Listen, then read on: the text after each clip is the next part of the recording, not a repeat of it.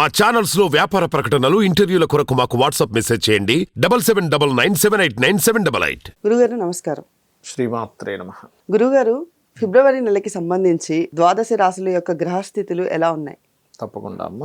మొట్టమొదటిగా మనం చూసుకున్నట్లయితే మేజర్ ప్లానెట్స్ అయినటువంటి గురువు, శని, రాహుకేతువులు. గురువు మేషరాశిలోని, శని భగవానుడు కుంభంలోని, మీనంలో రాహువు, కన్యారాశిలో కేతువు యొక్క సంచారం జరుగుతుంది.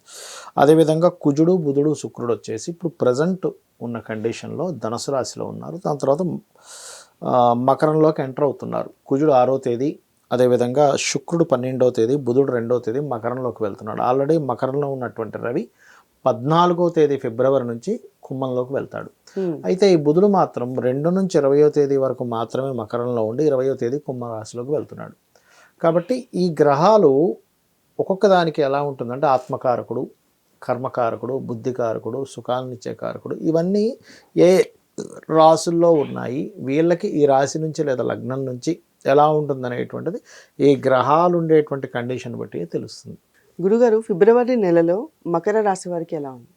ఫిబ్రవరి మాసంలో మకర రాశి వారికి కనుక చూస్తే ఎగ్జాల్టెడ్ కుజుడు మనకి రాశిలోకి వస్తున్నాడు దాదాపుగా 6వ తేదీ నుంచి. కాబట్టి సెకండ్ వీక్ నుంచి వీళ్ళు ఏదైతే ఇంతకాలం నుంచి నాకు ఒక ఉనికి లేదు, లేకపోతే నాకు ఉద్యోగంలో అంత స్ట్రాంగ్గా లేను, లేకపోతే నాకేదో సంథింగ్ అధైర్యంగా ఉందనేటువంటి సిచ్యువేషన్స్ అన్నీ పక్కకు పోయి ధైర్యంగా వీళ్ళు తయారవడం జరుగుతుంది. అయితే వీరికి ఫైనాన్స్ రిలేటెడ్ ఎలా ఉంది గురుగారు?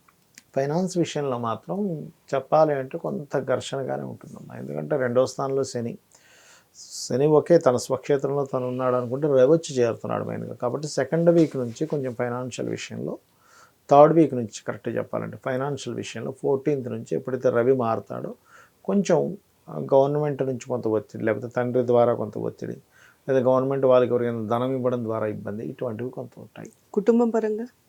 కుటుంబ పరంగా కొంతవరకు స్ట్రెస్ ఉంటుంది. ఇంట్లో ఉండే పెద్దవాళ్ళతో, ఏజ్డ్ పర్సన్స్తో కానీ తండ్రి తరపు వాళ్ళతో కానీ కొంత స్ట్రెస్ ఉంటుంది.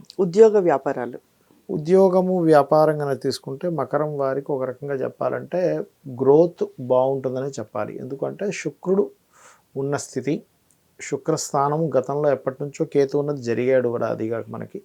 కాబట్టి క్రియేటివ్ ఫీల్డ్ లేదా విదేశాలకు వెళ్ళి ఉద్యోగం చేయాలని ప్రయత్నం చేసేటువంటి వారికి, మెడికల్ రంగాల్లో ఉండేటువంటి వారికి, మెడికల్ పరంగా ధనం సంపాదించుకునేటువంటి వారికి బాగుందని చెప్పుకోవచ్చు. ఈ రాశి వారి ప్రాపర్టీ విషయంలో ఎలా ఉంది గురుగారు? ఈ రాశి వారికి ప్రాపర్టీ విషయంలో కనుక చూసుకుంటే 4th లార్డ్ వచ్చి లగ్నంలో కూర్చున్నాడు కాబట్టి ప్రాపర్టీ పరంగా చాలా బాగుందని చెప్పుకోవచ్చు. దాంతోపాటు ఈ రాశి వాళ్ళు వీళ్ళకి కాకుండా వీళ్ళ జీవిత భాగస్వామి పేరు మీద ఏదైనా ప్రాపర్టీ తీసుకునే ఛాన్సెస్ ఉన్నాయి.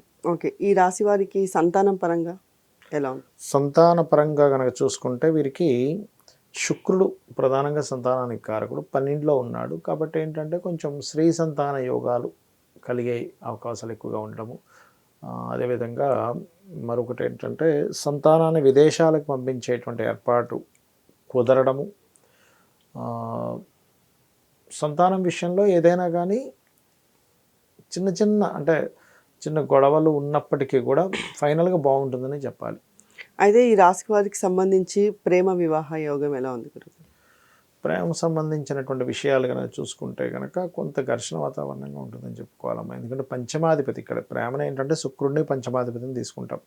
ఆయన ఇప్పుడున్న కండిషన్లో ఏమైందంటే శుక్రుడు వెళ్ళి ఫస్ట్ 12 days 11th హౌస్లో ఉంటే 12th హౌస్లో ఉంటే దాని తర్వాత లగ్నంలోకి వచ్చి చేరుతున్నాడు ఆ శుక్రుడు.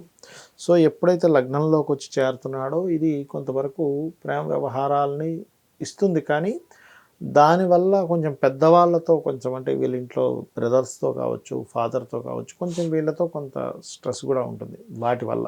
ఈ రాశి వారు పాటించాల్సిన రెమెడీస్ ఏంటి గురుగారు? రెమెడీస్ కనుక చూసుకుంటే వీళ్ళు సూర్యుడికి కుజగ్రహం ఈ 2 గ్రహాల దగ్గర దీపారాధన చేసి లలితా సహస్రనామాలు కనుక చదువుకున్నట్లయితే అన్ని విధాలుగా బాగుంటుంది.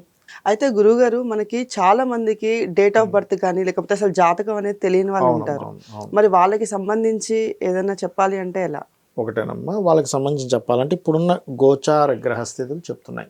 ముఖ్యంగా స్త్రీలు ఉన్నారనుకోండి, జాతకం లేదా వాళ్ళ దగ్గర, వాళ్ళు ఏదైనా ప్రయత్నం చేస్తున్నారు, సక్సెస్ అవ్వాలి, ఏం చేయాలి? నవగ్రహాల్లో కుజ బుధ గ్రహాల దగ్గర దీపారాధన చేసి వాళ్ళు కనుక ప్రారంభించినట్లయితే సక్సెస్ అనేటువంటిది అవుతుంది, గుర్తుపెట్టుకోండి.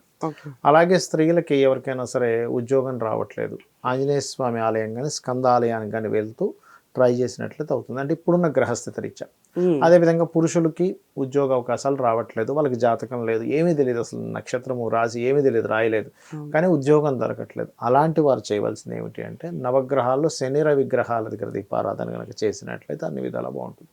అదేవిధంగా కొంతమందికి అనారోగ్య సమస్యలు ఉంటాయి, అటువంటి వారు కూడా శని రవి గ్రహాల దగ్గర దీపారాధన చేయడము, మరియు ఏదైనా మెడిసిన్ తీసుకునేటప్పుడు ఇప్పుడున్న గ్రహస్థరీత్యా క్రీం అచ్యుత అనంత గోవింద అనే నామస్మరణ చేస్తూ మెడిసిన్ తీసుకోవడం కనుక చేసినట్లయితే కూడా అద్భుతంగా పనిచేస్తుంది. కొంతమందికి అనారోగ్య సమస్యలు అధికంగా ఉంటాయి, అలాంటి వారు సూర్య భగవాను చూస్తూ సర్వవ్యాధి ప్రశమని సర్వమృత్యు నివారిణి అగ్రగణ్య అచింత్య రూప కలికల్మషనాశిని అయిన మహా అనేటువంటి నామస్మరణ చేసుకుంటే కూడా అద్భుతంగా ఉంటుంది.